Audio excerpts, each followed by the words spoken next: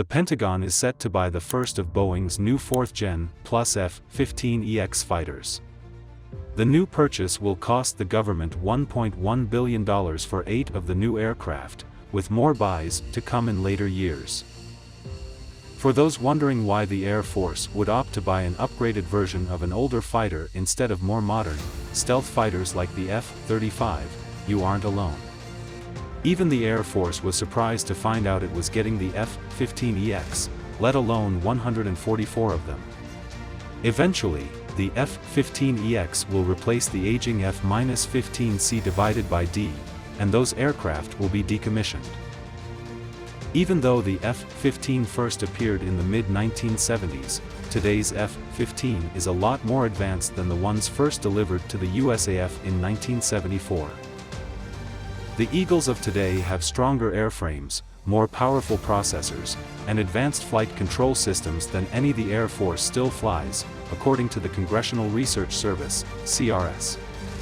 What's new to the F-15EX is an advanced radar and other subsystems that other countries' Eagles don't get. About 30% of the American F-15EX would be unique to the U.S. military, they note. The new airplanes would have a substantially more powerful mission computer, new cockpit displays, a digital backbone, and the Eagle Passive Active Warning Survivability System, EPAWS, electronic warfare and threat identification system. There's a good reason other air forces around the world still fly F-15s, even without US technology. They've never lost in combat.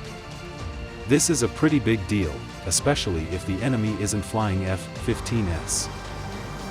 In the unlikely event that an enemy combatant is flying the same F-15, there's no need to worry. The US version of the F-15 is different from those sold to others, the CRS says. Upgrading F-15s also won't change operational strategy, as the older airframe is supposed to complement the F-35 Joint Strike Fighter, not replace it, as Wired's Eric Adams pointed out, citing a side-by-side comparison from Air Force.